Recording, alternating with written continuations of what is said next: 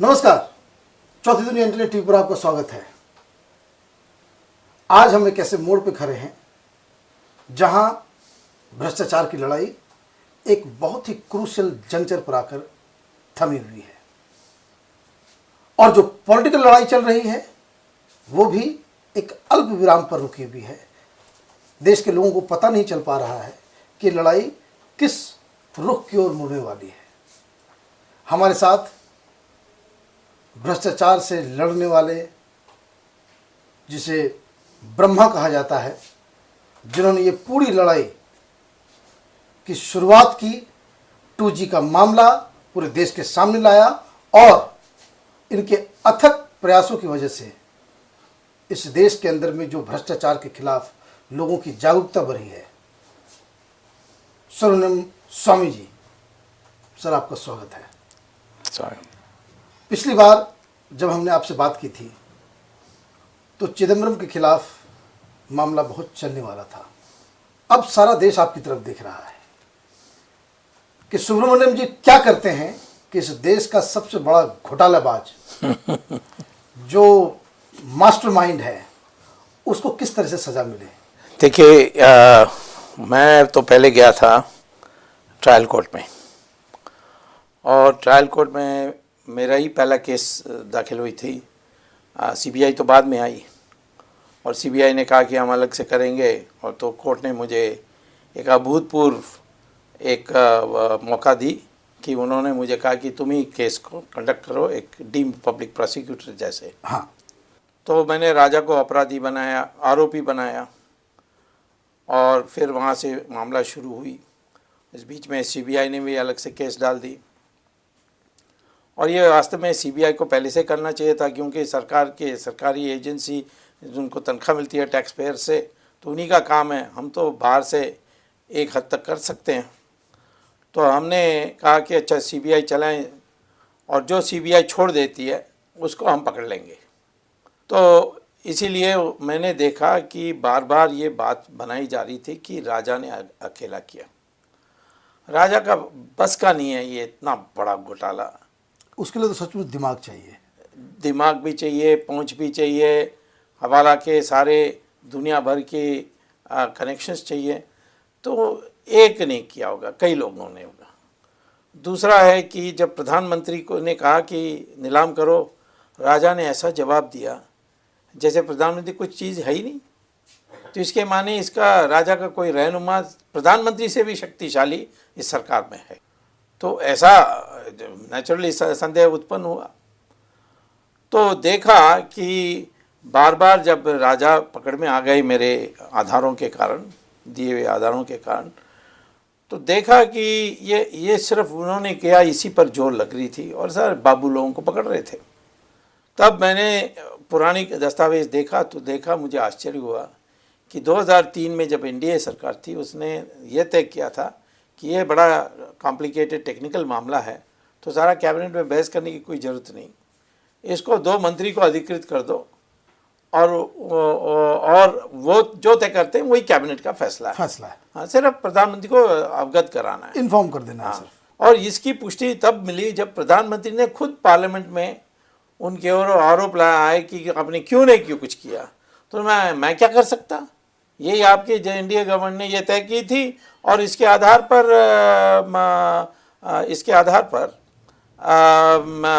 इन दोनों ने तय करके मुझे आके बताया, मैं फिर मान लिया। And that's why he defended him, हाँ, the whole thing, हाँ, right from the beginning. हाँ, तो फिर हाँ, इसीलिए मैंने प्रधानमंत्री कोई जिम्मेदारी दी, उसको निभाया नहीं तो मैं उसको पकड़ लेता। राइट। लेकिन उसकी जिम्मेदारी थी नहीं, ये तो प्रधानमंत्री ने भी उसको ये अधिकृत कर दिया था इन दोनों मंत्रियों को। राइट। तब तब मैंने रिकॉर्ड्स ढूंढे कि कहाँ होगा कि इन दोनों ने मिलकर फैसला किया, और सारे गायब थे रिकॉर्ड्स। आधा तो सीबीआई ले गई थी, आधा ने चिदंबरम ने खुद दबा दिया था, और वो दूसरे तरफ वो अखबारों का तो आप दुरुपयोग करते रहते हैं। बिल्कुल। उसमें कि हम कहा था, आखिर में आपको जानना चाहिए ये वकील है, ये लॉयर है, और लॉयर होने के कारण उसको यानी ये जो किस तरीके से अपना बचाव करना, इसको अंग्रेजी में एलिबाई कहते हैं, कि हत्या हुई और तो मैं तो वहाँ था दूसरे जगह में। तो ये कहने का मतलब ये कि हमारे जो फाइनेंस मिनिस्टर साहब उस समय जो थे, हाँ, तो उसने अपने बना ली, हाँ, सब जगह में अखबारों में निकलवा दी कि वो एक्शन में थे, प्रधानमंत्री तैयार नहीं थे, इस तरीके से। लेकिन आखिर में मुझे 1 मिनट्स मिली जो 30 जनवरी को ये दोनों मिले, और उसमें चिदम्बरम मीटिंग में अपने ऑफिसर से कहता चुप रहो, और चुप रहो क्योंकि मैंने तय कर लिया कि इस मामला जो दाम राजा ने घोषणा की है उसको हम दोबारा खोलेंगे नहीं। और प्रधानमंत्री को भी चिट्ठी लिखता है कि अब जो हो गया, इसके माने इसकी पहले मिली भगत थी राजा से, राइट। अच्छा, 10 जनवरी 2008 को ये दाम तय हुआ था। उसके पहले 22 नवंबर को पिछले साल 2007 फाइनेंस सेक्रेटरी लिखते हैं कि डीओटी को कि ये दाम ठीक नहीं है, आप हमारे साथ बातचीत करके कोई नया दाम तय करें, नहीं तो राष्ट्र के बहुत नुकसान होगा। तब क्या होता है कि डीओटी जवाब देती है गोलमोल। तब चिदम्बरम को ये बताते हैं। चिदम्बरम का अच्छा सारा कागज़ इकट्ठा करके मुझे बताओ। 9 तारीख को सिंधु श्री खुलर वो फाइनेंस मिनिस्टर को बताते हैं, चिदम्बरम को बताते हैं, ये तो कल होने वाला था मीटिंग, आज होने वाला था 9 तारीख को ये टेलीकॉम कमीशन, इसने तो उसको एडजर्न कर दिया, पोस्टपोन कर दिया राजा ने, और कल वो लाइसेंस बाहर निकाल रहे हैं और वही पुरानी कम दाम पर, ये तो इसको रोको। तो उसको कहता है कि चुप रहो, और फिर वो 30 तारीख को सबके सामने सारे ऑफिसर्स को कहा कि इस सवाल को दोबारा उठाना नहीं। तो इसका दिमाग पहले से बना हुआ था कि ये दाम सस्ते दाम पर करेगा। और इसका मतलब ये भी है कि अगर चिदम्बरम की मिली भगत नहीं होती, हाँ, या ईमानदार होते, हाँ, then he would have cross checked it कि भाई कितना दाम रख रहे हो, क्यों रख रहे हो। Not only that, जब हम मंत्री बनते हैं ना, मैं 2 बार बना हूं, पहला देते हैं transaction of business rules, right. उसमें लिखा होता है कि किसी मंत्री के साथ आपका मतभेद है तो तुरंत प्रधानमंत्री को लिखकर कैबिनेट मीटिंग बुलानी चाहिए। ये section 7 of the transaction of business rule जो संविधान में है। ओके। हाँ, ये इस पर शपथ लेते हैं हम कि इसको निभाएंगे। और फाइनेंस मिनिस्ट्री का काम ये है कि देश में जो राजस्व है इसको बचाना। मतलब ये माने कॉन्स्पिरेसी नहीं, प्लस ये इलीगल भी है और शपथ के साथ झूठ भी है और द्रोही है। तो ये हुआ। तो फिर मैंने देखा और 3 मीटिंग्स थे, फिर मुझे मिनट्स मिलते गई, डॉक्यूमेंट्स आने लगे, ऑफिसर्स को पता लग गया कि मैं कर रहा हूँ, तो सब मुझे देने लगे, और आरटीआई में भी मैंने कई बार निकाली। तो फिर उसमें से ये साफ चित्र बनता है कि दाम पर इसने पूरा साथ दिया राजा को। परंतु जो भयंकर बात है, लाइसेंस मिलने के बाद अब 2 कंपनीज को लाइसेंस मिली, एक स्वान जो शाहिद बलवा का, और दूसरा यूनिटेक जो ये यहाँ रियल एस्टेट का काम कर रहे हैं। हाँ, इन दोनों को, इनका तो कोई एक टावर नहीं, इक्विपमेंट नहीं, कुछ नहीं, ये तो टेलीकॉम कंपनी भी नहीं थे। अब इनको लाइसेंस मिल गई, सस्ते दाम पर मिली। कितना सस्ता? 8 गुना जो दाम बढ़ गई थी, राइट, यानी 1/8, 1/10, 1/10 1/10 कीमत मिली। और इन्होंने 2 विदेशी कंपनीज को 8 गुना दाम पर बेच दी। तो कोई काम करे बिना इनको मुनाफा खूब मिली। 1651 करोड़ रुपए की लाइसेंस, उनको 14,000, 8 गुना मानी 14,000, 14-15,000 के बीच में 14,000-15,000 करोड़ रुपए मुनाफा हो गया। तो उसमें मुनाफा देखिए 14,000 हो जाएगी। तो ये इनको मुनाफा मिली। अब रूल ये था कि लाइसेंस मिलने के बाद जब तक आप सेवा शुरू नहीं करोगे, आप अपने लाइसेंस को बेच नहीं सकते हो। ओके। लेकिन राजा लिखता है फाइल में मैं यही सोचता था, बट चिदम्बरम ने मुझे समझाया कि तुम लाइसेंस मत बेचने दो, तुम कंपनी को बेचने दो। मतलब ये पूरा गुरु हाँ गुरु। हाँ, क्योंकि कंपनी के साथ लाइसेंस चली गई तो हम क्या करें, हम तो लाइसेंस तो नहीं बेची, हमने सिर्फ इनको। लेकिन ये कपिल सिब्बल इस एक्ट को हाँ। कि उन्होंने लाइसेंस नहीं बेचे, उन्होंने कंपनी ही बेच दिया, इसमें सरकार क्या कर सकती है उसको? He was defending this decision. बात ये है कि ही इज डिफेंडिंग, कहता है एफडीआई। हाँ, एफडीआई में acquisition is not allowed, competition act में देख लीजिए। राइट। ये कपिल सिब्बल तो सारा ज्ञान जो भी प्राप्त किया उसने कॉलेज में वो सब भूल गया है।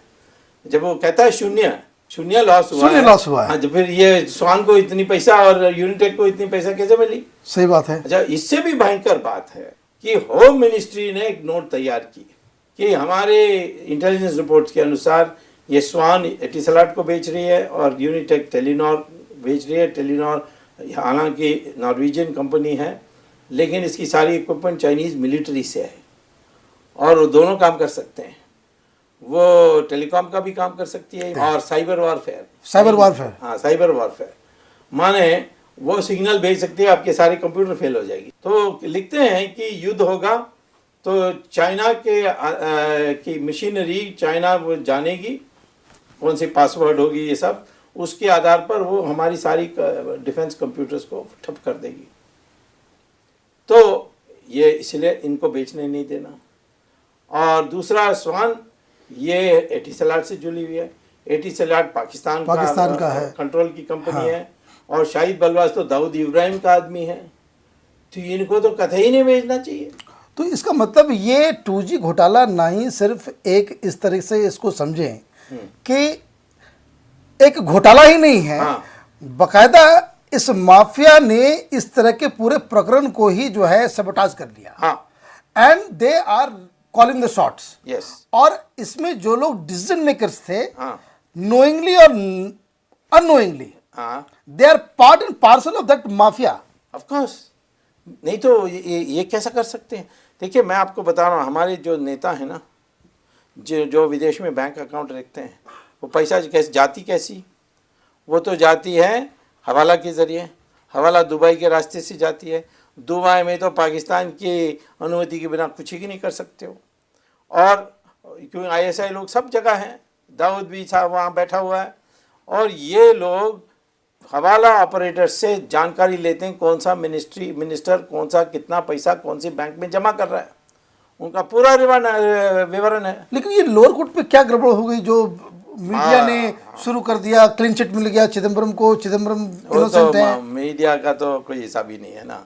वो तो एक SMS भेजेगा चिदम्बरम, तो अपनी अंग्रेजी मीडिया तो डर जाती है। ओके। हाँ, बात यह है कि जो ऑर्डर दिया वो गलत ऑर्डर था, परंतु उन्होंने गलत ऑर्डर देते देते आधा काम मेरा कर दिया। ओके। उसने ये ऑर्डर में लिख दिया कि स्वामी ने सिद्ध कर दिया है कि राजा ने अकेला ये फैसला नहीं किया। उसने चिदम्बरम के साथ मिलकर किया है। ओके। हाँ, और चिदम्बरम से मिलकर ही इसको बेचने के लिए भी उसने अनुमति दिलवाई। लेकिन मैंने ये नहीं कोई सबूत दिया कि एक आपराधिक मंशा के साथ चिदम्बरम ने किया। ओके।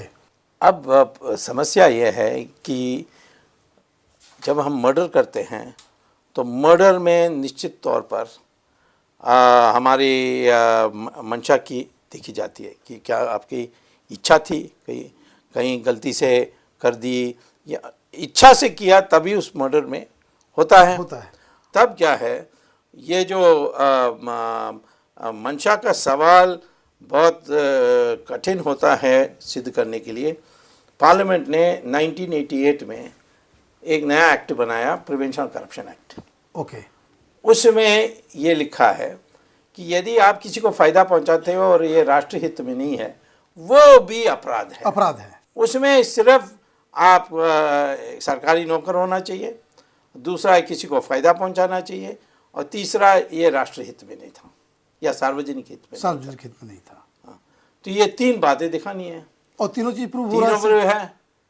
तो और मुझे ये इससे भी आश्चर्य हुआ कि दिल्ली हाई कोर्ट में एक जजमेंट है रूनू घोष वर्सेस वो जो सुखराम मामले में रूनू घोष वर्सेस सीबीआई, उसमें साफ कहा है कि जहाँ तक प्रिवेंशन करप्शन एक्ट में इसमें मंशा का सवाल ही नहीं आता, क्योंकि ये केस इतना इम्पोर्टेंट है। हाँ। स्वामी जी, मैं आपको सही बता रहा हूँ कि आज जो देश का जो यूथ है, हाँ, वो सिर्फ आपकी तरफ देख रहा है इस चीज़ के लिए कि किसी तरीके से। मैं छोड़ूंगा नहीं। अब मैं सुप्रीम कोर्ट में गया हूँ, राइट, सीधा गया हूँ, क्योंकि ये सारा ट्रायल बिगड़ जाएगा। अब क्या हो गया कि सीबीआई जो है ये, क्योंकि इसकी सारी काडर आईपीएस हैं, तो वो चिदम्बरम के नीचे उनका सारा कॉन्फिडेंशियल रिकॉर्ड प्रमोशन सब होता है, तो चिदम्बरम को किसी तरीके से बचाओ। उन्होंने डट के मेरा विरोध किया कि यह नहीं, चिदम्बरम इसमें इन्वॉल्व नहीं है। अब क्या हो गया कि चिदम्बरम अकेला किया, बाद में ट्रायल में मान लीजिए राजा ये सारा दस्तावेज पेश करके कहेंगे मेरे ऊपर क्यों अकेला, ये सारा, और वो भी खुद फाइट कर रहे हैं, नेचुरली फाइट करें, राइट। तो ट्रायल वहीं ठप हो जाएगा कि राजा ने कहा कि मैंने कुछ नहीं किया, जो चिदम्बरम ने कहा मैंने किया, और चिदम्बरम नहीं पकड़ा, मुझे पकड़ा, ये कोई ट्रायल ही नहीं है, ये तो मुझे टारगेट बनाया जा रहा है। सो इसीलिए मैं ये कहता हूँ इस सारा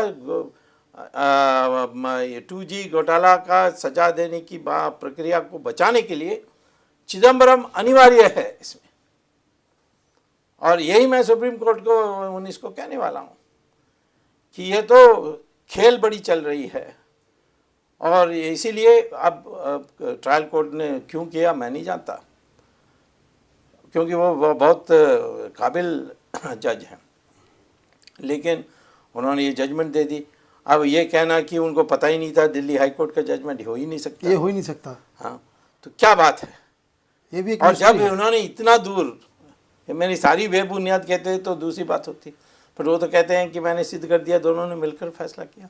तो इसीलिए मैं ये समझता हूँ कि सुप्रीम कोर्ट में मामला ठीक होगा। हाँ, ये पूरा देश भी आपकी तरफ नज़र गड़ाए हुए है। या एक और इशू जो अभी जो फिलहाल जो चल रहा है वो जनरल वीके सिंह को लेकर के है। जी, दिस मैन, इट सीम्स कि he is fighting against all kinds of odds. वो एक ईमानदार आदमी बेचारा चारों तरफ जो है वो कौरवों की सेना में अभिमन्यु एक बीच में फंस गया है। अभिमन्यु चक्रव्यूह में फंसा, ये चक्रव्यूह में नहीं है। फिर किस चीज में है? How you look at this whole issue? देखिए, जहाँ तक जनरल वीके सिंह है, उनका मेन माइनस पॉइंट है कि वो ईमानदार है, और उन्होंने अपने कार्यकाल में कई भ्रष्टाचारों के प्रोजेक्ट्स को आगे बढ़ने नहीं दिया, और वो जो सुखना जो थिंग है आदर्श तो है, बड़े बड़े सुखना, लोगों हाँ, को कर राइट, दिया। हाँ। तो पूरे शुरू से प्लानिंग हुई थी कि ये 1 साल बाद रिटायर होगा, तो इसके बाद वो विक्रम सिंह नहीं आएगा, और विक्रम सिंह इनके आदमी हैं जो आर्म्स लॉबी है, और इसीलिए जो भी बाकी यूपीए की सरकार के कार्यकाल में 50,000 करोड़ रुपए की बिक्री की सवाल है, उसमें एक पैसा नहीं मिलेगी जब तक ये रहेंगे। हाँ, तो इसीलिए उनको ये मिल गया उसका डेट ऑफ बर्थ। अब डेट ऑफ बर्थ में भाई कुछ नहीं, इसकी टीचर ने, ये था 10th क्लास पास का लड़का, 10th क्लास का स्टूडेंट था जब इसने एग्ज़ाम लिया, और उसने महीना ठीक से दिया टीचर ने, और तिथि भी ठीक दिया, लेकिन साल उन्होंने 1950 किया 1951 की जगह में। राइट। अब साधारण लोग उम्र को कम करते हैं, ये तो बढ़ा रहा बढ़ा गया। अच्छा, दूसरा है कोई सीमा का सवाल नहीं था, कोई आयु का सीमा था, उसको पार करना हाँ, था, वो कोई रिक्वायरमेंट के तहत नहीं हो रहा था, कुछ उसको लाभ नहीं मिला। जैसे ये सिलेक्ट हुए, यूपीसी लिखती है उनको चिट्ठी कि 10th क्लास आप पास हो गए, उसका सर्टिफिकेट दो, उसमें करेक्ट डेट है। राइट। और यही माना गया है, यही 51 है। 51 है। राइट। तो इन्होंने क्या किया, एक साजिश किया। इसके पहले जो था उसने उसको बुला कर कहा कि तुम्हारी प्रमोशन रुक गई क्योंकि ये दोनों एक है, ये है। और मैं आपको कहता हूँ कि छोटी सी बात है, मेरे कहने पर ये लिख दो कि मैं एक्सेप्ट 1950 करता हूँ। राइट। तो वो लिखते हैं कि कमांडर इन चीफ ने मुझे ये कहा है कि ऐसा मुझे कहना है, मैं as per the order, as per order Right. Agreeable. Okay. अब इतना साफ लिख दिया, उसने ये नहीं कहा कि हाँ मेरा डेट ऑफ बर्थ हाँ। 1985 होना चाहिए। अब उसको इनकी तैयारी थी, उसी को लेकर इन्होंने हल्ला की और ये अड़ गए। तो हम तो इसकी प्रशंसा करते हैं। ये ऐसे भी लोग हमारे देश में हैं, ये अपने लोगों को जानना चाहिए। जो निराशा फैला हुआ है कि सब बिके हुए हैं, राजनीति में ऐसे लोग हैं, जब जर्नलिज्म में ऐसे लोग हैं, मिलिट्री में ऐसे लोग हैं, ब्यूरोक्रेसी वकीलों में ऐसे लोग हैं, सब जगह में लोग हैं।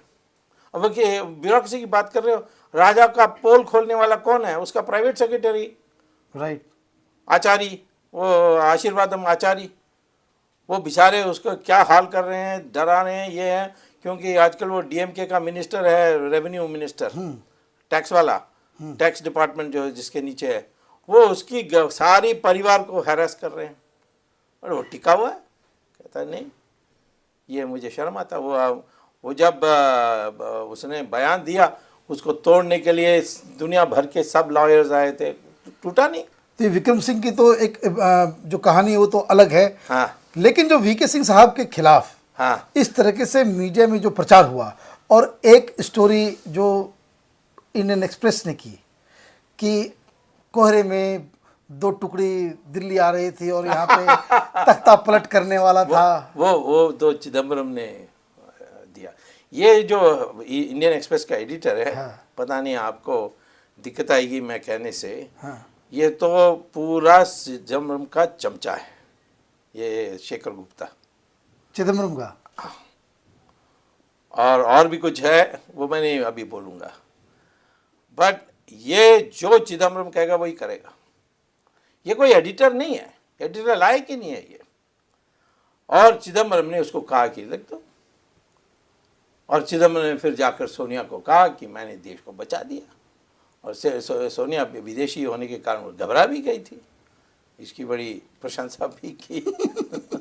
अच्छा, एक और कहानी जो उसमें चल रही है, हाँ, वो चिदम्बरम साहब के बेटे को लेकर के है। जी। एक ओपन में मैं पढ़ रहा था कि आर्म्स लॉबी और जी। ये और वो, क्या इसके बारे में कुछ? नहीं, इसके बारे कोई किसी नैतिकता की आयाम में ये जानवर है। माने इसकी जो कहानी चलती है तमिलनाडु में, ओके। और इसने इतनी पैसा बनाई है। अब चिदम्बरम जब फाइनेंस मिनिस्टर था, उसको बॉम्बे ये बेटा ले जाता था और चिदम्बरम बयान देते थे कि अगला बजट में हो सकता है हम इस्पात पर टैक्स लगाएंगे। ओके। इमीडिएटली वो बूम गिर जाएगी। जो स्टॉक मार्केट में राइट, इस्पात का सारे शेयर गिर जाएंगे। अच्छा, उस समय खरीदने के बाद उसने वो जाकर दिल्ली वापस जाकर बयान देगा कि नहीं, ऐसा प्रेस ने गलत मेरा रिपोर्ट किया, मैंने ऐसा नहीं कहा था। उतने देर में पूरी कमाई हो गई। हाँ, फिर वो ऊपर चलेगा। इस तरीके। दूसरा, ये चिदम्बरम ने एक, अभी प्रणब मुखर्जी भी फंस गए थे बजट में, एक पार्टिसिपेटरी नोट, एक कागज़ निकाला। राइट। वो क्या कागज़ है?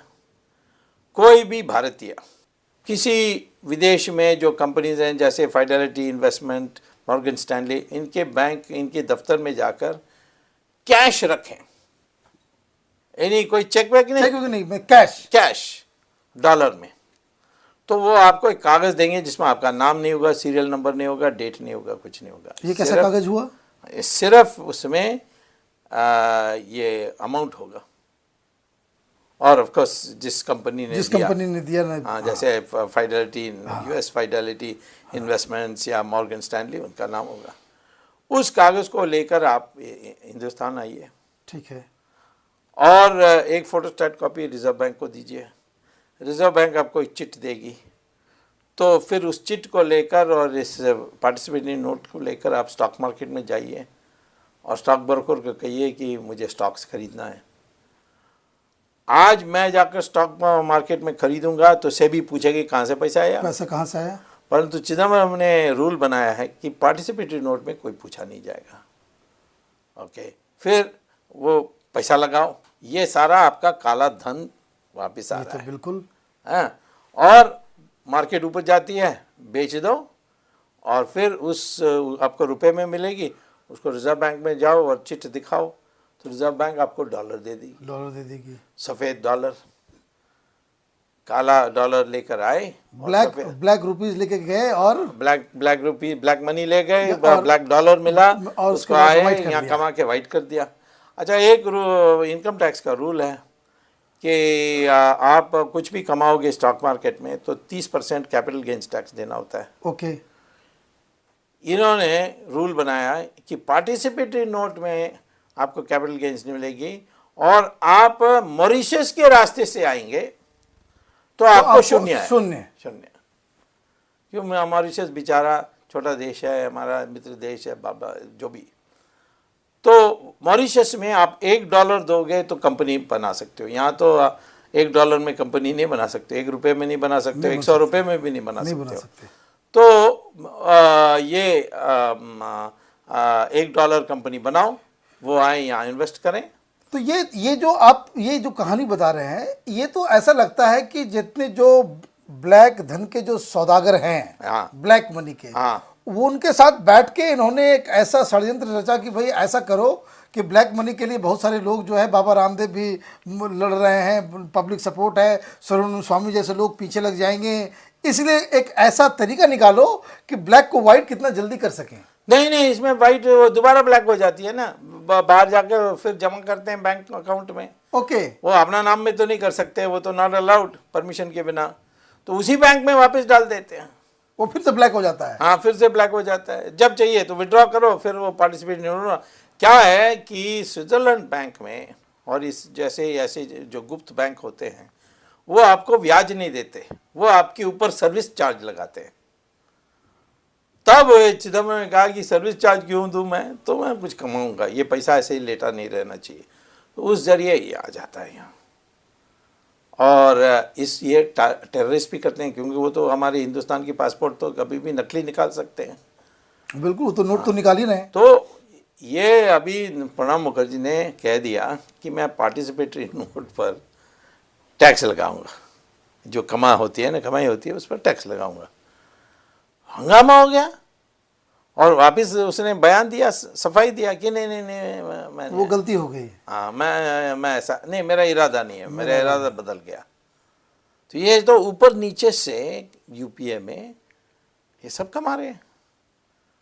आप पहले आपको मिली ब्लैक काला धन, उसको बाहर ले जाओ और फिर वापस लाओ, कमाओ, फिर वापस जाओ, कोई पूछने वाला नहीं है। और आज प्रॉपर्टी बेंगलोर में, कर्नाटक में, मद्रास में, बम्बई में, विदेशों में, ये चिदम्बरम का बेटा का काम यही है। उसका आप देखोगे तो रोज़ बाहर है विदेशों में, कहीं बहरीन में, कभी सिंगापुर में, कभी लिechtenstein में। इसका तो काम ये है। ये तो आप जितने जगह के नाम बता रहे हैं, ये तो काले धन का, ये तो दीज आर कैपिटल्स। यस, ये तो इसी में जा रहे हैं वो। और वहीं में, और यहाँ इतनी बड़ी बड़ी उन्होंने अभी मदुरई में मॉल खड़ा किया है, वो चिदम्बरम का बेटा का है।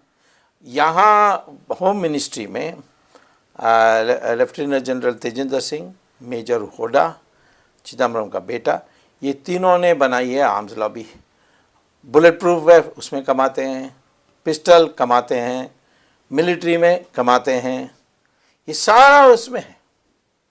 चिदम्बरम का बेटा आज सबसे बड़ा दलाल है देश में, और काला धन का दलाल। माय गॉड, हाँ, ये है ये आदमी, और सबको डराता है, सब न्यूज़पेपर्स को SMS भेज के चुप करता है, और ये है। और यदि इससे लड़ना है तो कुछ, क्योंकि वो तो वैसे भी टैप करेगा फ़ोन, आपका तपाल को खोलेगा, तो ये सारी चीज़ें उसको पता होता है। तो इसीलिए इसको लड़ने के लिए कुछ छिपाने के लिए नहीं होनी चाहिए, तभी इसको। और ये भयंकर है हमारे देश के लिए, क्योंकि जो उसने रामदेव के साथ किया रामलीला ग्राउंड में, सुप्रीम कोर्ट ने यद्यपि रामदेव पर टिप्पणी की, परंतु इसका सख्त उन्होंने, पर अखबार में ज़्यादा नहीं आया। कुछ नहीं है। हाँ, अखबार और मीडिया ने तो रामदेव और हाँ, रामदेव को ही बना दिया अपराधी, वापस ही दोषी बना दिया। लेकिन स्वामी जी ये बताइए, ये कब तक चलता रहेगा? आप एनडीए में हैं और बहुत माने शक्ति और लोगों की आशा बढ़ी है, और ऐसा लगता है कि भाई क्योंकि बहुत सारी एनडीए की पार्टी है, उनकी लड़ाई जो है बड़ी लुंज-पुंज है, उनको लोगों को समझ में नहीं आ रहा है कि भाई ये लोग कर क्या रहे हैं।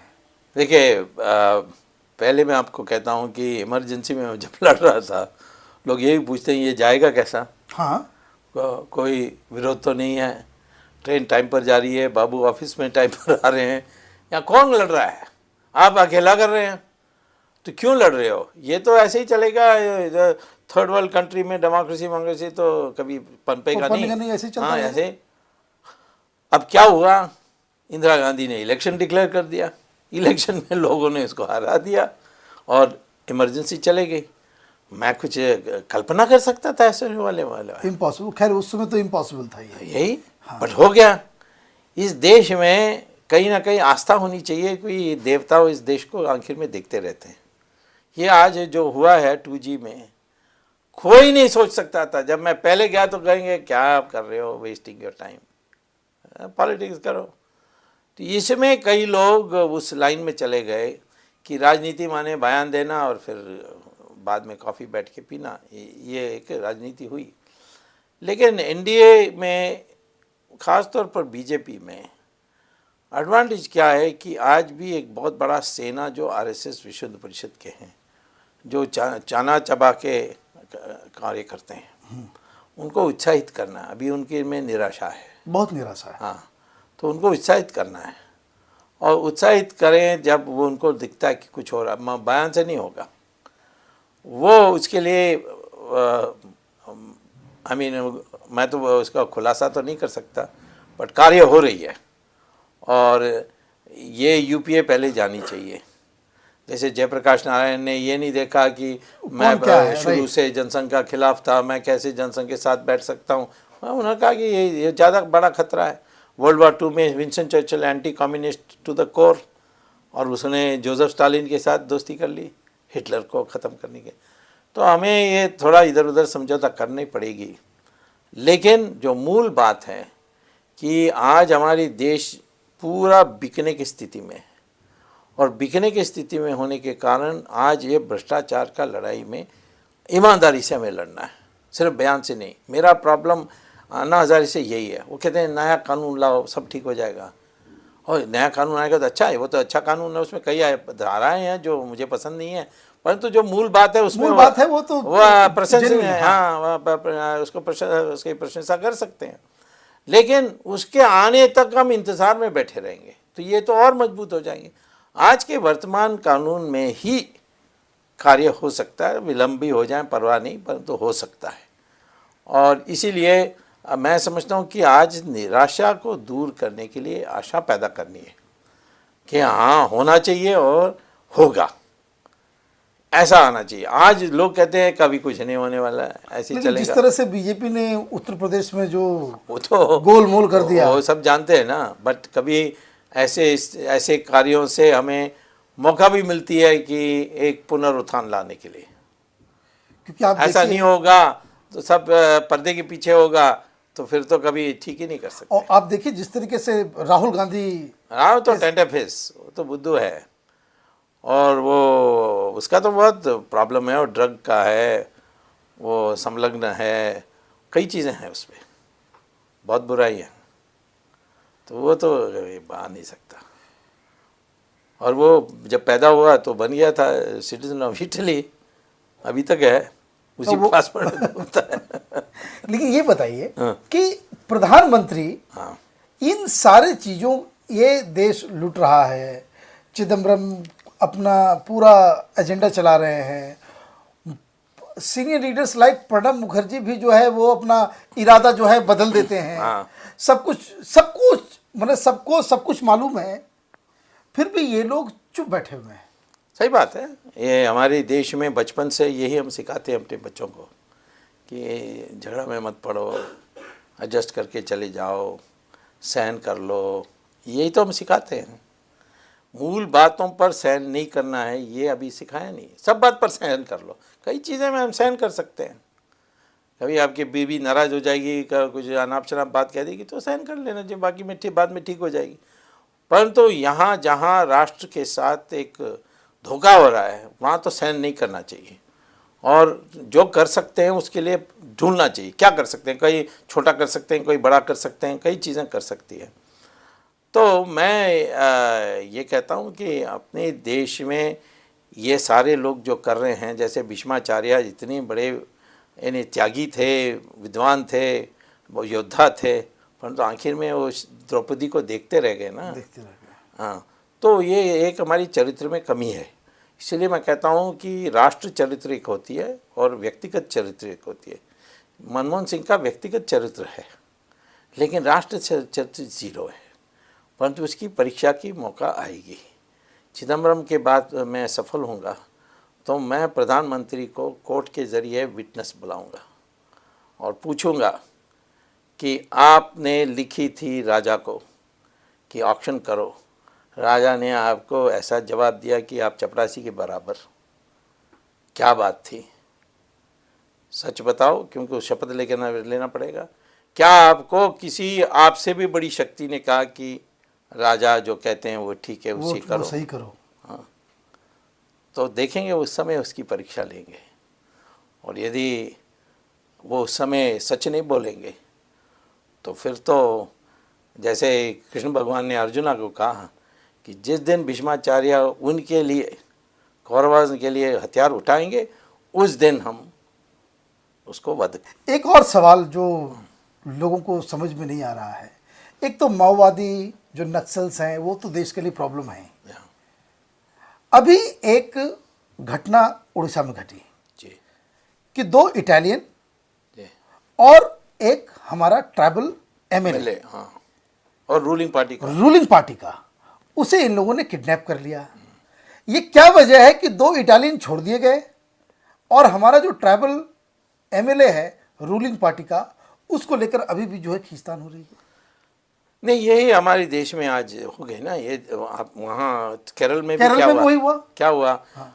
वो ये हमारी पानी, हमारी जो इलाका है उसके अंदर आ गए, और ये जो पिए हुए थे ये इटालियन लोग, इन्होंने देखा ये हिंदुस्तानी सो रहे हैं, मच्छी पकड़ने के, हाँ, मछुआरे लोग, उनका टारगेट प्रैक्टिस में उन्होंने गोली मार दी। उनको लेटे हुए थे, वो मर गए। तो अब उनको क्या पहले तो उन्होंने गवर्नमेंट गेस्ट हाउस में रखा था उसको, CISF के गेस्ट हाउस जो थी, शानदार एयर कंडीशन, वहाँ रखा।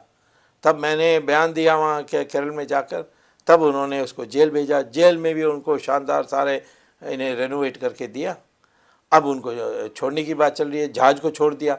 अब पुलिस कह रही है कि सारा तो हार्ड डिस्क में है, हमें ये जहाज़ जब तक हमारी कब्जे में नहीं आएगी हम हार्ड डिस्क नहीं देख सकते। उन्होंने छोड़ दिया, और उन्होंने उनको इटालियन को बताया भी था, और सोनिया गांधी ने खुद बताया कि ये अब उपचुनाव हो रहा है केरल में, होने दो, मैं दे दूंगी, मैं इनको छुड़वा दूंगी।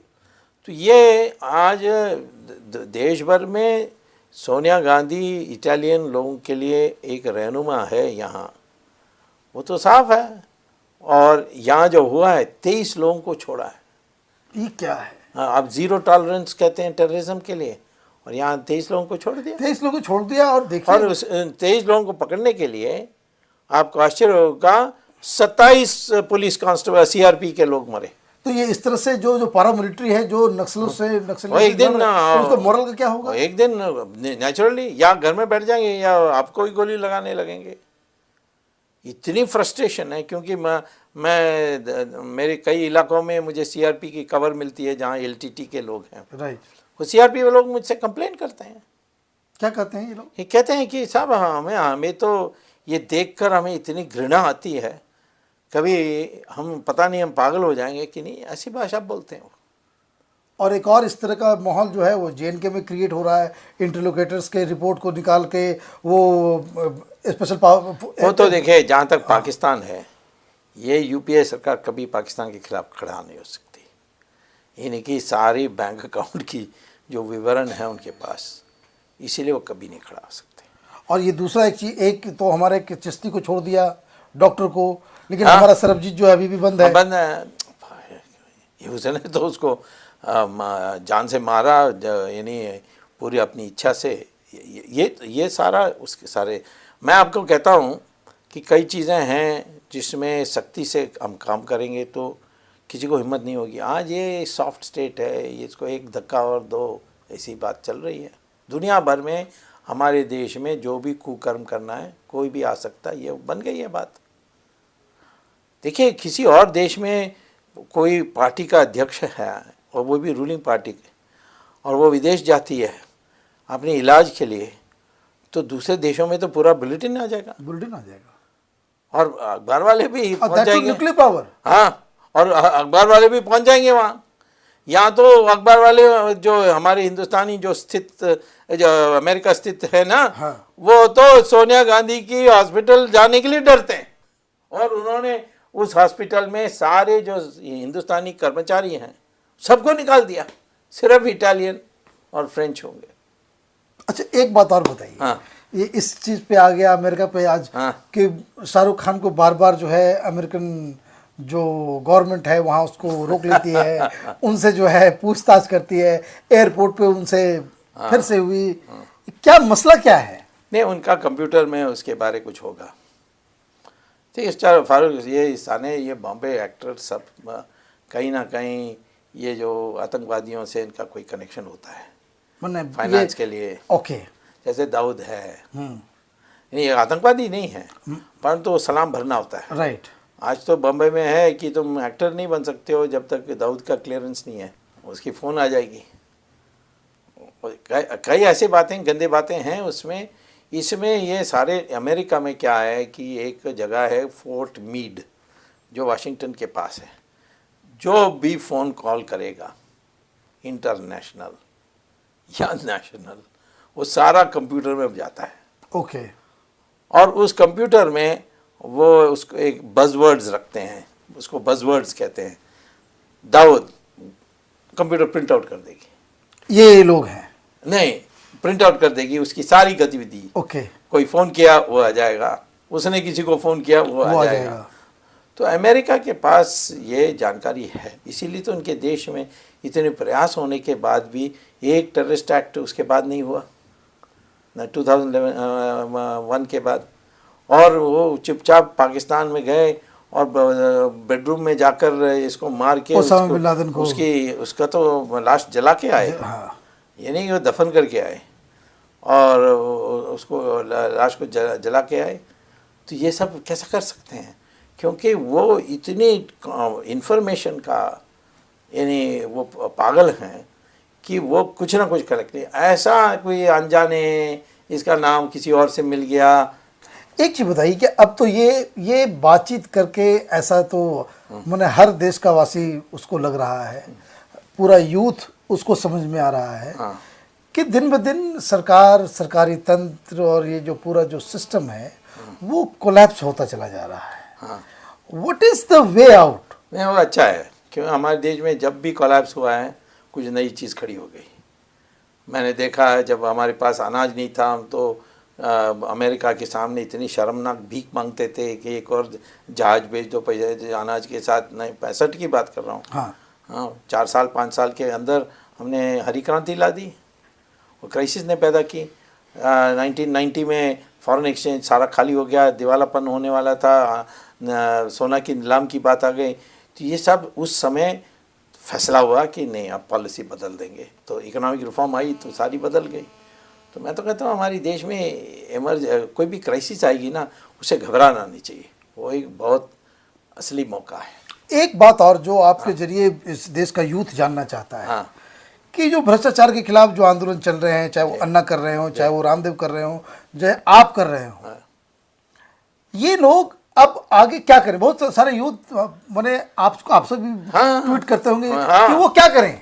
नहीं, यूथ तो अपने तौर पर यानी पढ़ रहे हैं तो पढ़ाई करना चाहिए, ईमानदारी से पढ़ना चाहिए। मैं नहीं कहता हूँ सड़क में आ जाओ, बिल्कुल नहीं। जो जयप्रकाश ने किया था उस समय भी मैं सहमत नहीं था। हो सकता है क्योंकि मैं खुद प्रोफेसर हूँ, मैं जानता हूँ पढ़ाई इस मौके में नहीं करोगे तो कभी नहीं कर सकोगे। राइट। तो पढ़ाई में नहीं, परंतु कई अच्छे आदतें जो ये शराब पीने का, ये ड्रग लेने का, ये लड़कियों का छेड़छाड़ करने का, ये सारी चीज़ों छोड़ दो और जो करेगा उसको रोको, यानी चुपचाप मत रहो। कई कला सीख लो, कराटे सीख लो, कानून जरूर सीखना चाहिए ताकि आपको कोई डरा नहीं सकता। कोई पुलिस वाला आपके घर में आके कहेगा चलो पुलिस थाना, आपको जाने की अनिवार्य नहीं है। तो ये सारी चीज़ों को सीखने के टाइम है, ये यूथ को मैं कहता हूँ ये तो सीखने के टाइम है। हाँ, जब छुट्टियों की टाइम होगी हम बुला लेंगे आपको, लेकिन मैं चाहूँ, मेरा और रामदेव और अन्ना हज़ारे में फ़र्क ये है कि मैं राजनीतिज्ञ हूँ। मैं तो सिस्टम के अंदर काम कर रहा हूँ, सिस्टम के बाहर नहीं कर रहा हूँ। इसी सिस्टम से हमें नई पार्टी खड़ी करनी है या नई फौज खड़ी करनी चाहिए, नई शक्ति। उसमें जो बनी हुई चीज़ है उसी को लेकर सम्मिश्रण करके उसमें शुद्धिकरण करके फिर वहाँ उसके आधार पर खड़ी करनी है। हो सकता है, आप देखिए गुजरात में नरेंद्र मोदी ने, वहाँ तो बिजली कट होता ही नहीं है। राइट। हाँ, और इकोनॉमी तो बाकी चीज़ों में इधर उधर की विवाद हो सकती है, बट जहाँ तक इकोनॉमिक डेवलपमेंट है उसने करके दिखाया। कोई सरकार से, कोई केंद्र से कोई पैसा वैसा तो नहीं आई। दुनिया भर में उसकी आलोचना हुई है, उसकी वीज़ा कैंसिल हो गई, परंतु उसने करके दिखाया। तो ये हमारे देश में आज के सिस्टम में हो सकती है, यही मैं कहना चाहता हूँ। जो हमारे पास है, जो हमारे लोग हैं, इन्हीं लोगों के साथ, इन्हीं विद्या के साथ, इन्हीं इसी एक बार एक तैयारी हो जाए, एक पुनरुत्थान पैदा हो जाए तो राष्ट्र दोबारा विकसित हो जाएगा। आई मस्ट टेल यू, ये काम जो है, जो आपने बताया, ये रामदेव और अन्ना हजारे के काम से काफ़ी ज़्यादा मुश्किल है। हाँ, कर रहे हैं, बट करना ही है, और इसलिए सही नीति चाहिए। उसके लिए कौन अपनाएगा, कौन करेगा, उसके लिए सही शक्ति आनी चाहिए। रामदेव के बारे इतना ज़रूर कहूँगा कि उन्होंने राजनीति से कोई दूर रहने का फैसला नहीं किया। वो हमसे तो जुड़ गए, हमारे साथ तो उन्होंने मीटिंग भी की। तो मैं ये अन्ना हज़ारे भी व्यक्तिगत अच्छे हैं, पर उनके आसपास लोग हैं सब नक्सलाइट टाइप हैं। वो तो जितना तोड़ फोड़ वो उतना अच्छा है, उसी में लगे हुए हैं। तो मैं तो उस टीम को तो नहीं मानता हूँ।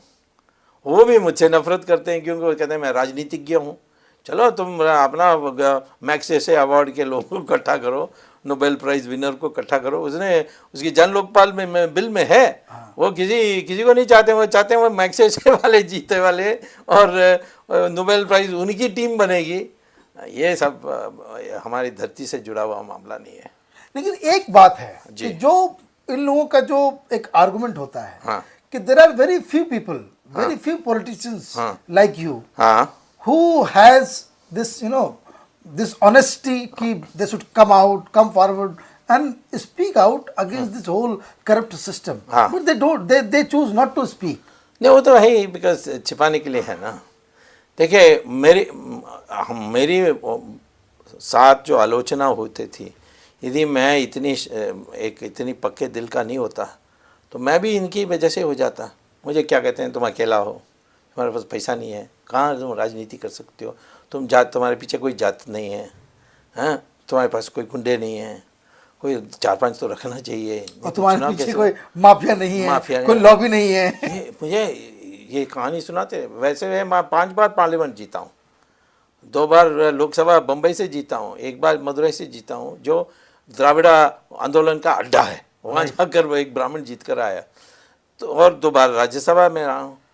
और इस अभी तो ये हाल है, मैं आपको बता दूं, आप जैसे किसी भी कंस्टिट्यूंसी से खड़े होइएगा, वो लोग जो है आपको जिताते हैं। बुलाव से दिखता है कि बहुत लोग चाहते हैं अन्य जगह में, वो तो अलग बात। मैं कहता हूँ, परंतु मुझे पूरा मेरे राजनीतिक करियर में इसी ये कहते थे, देखो तुम्हारा ठीक है, तुम किसी से पकड़ लो, किसी को रहनुमा बना दो, किसी का, हाँ, सबकी बुराई मत करो, पोल मत खोलो।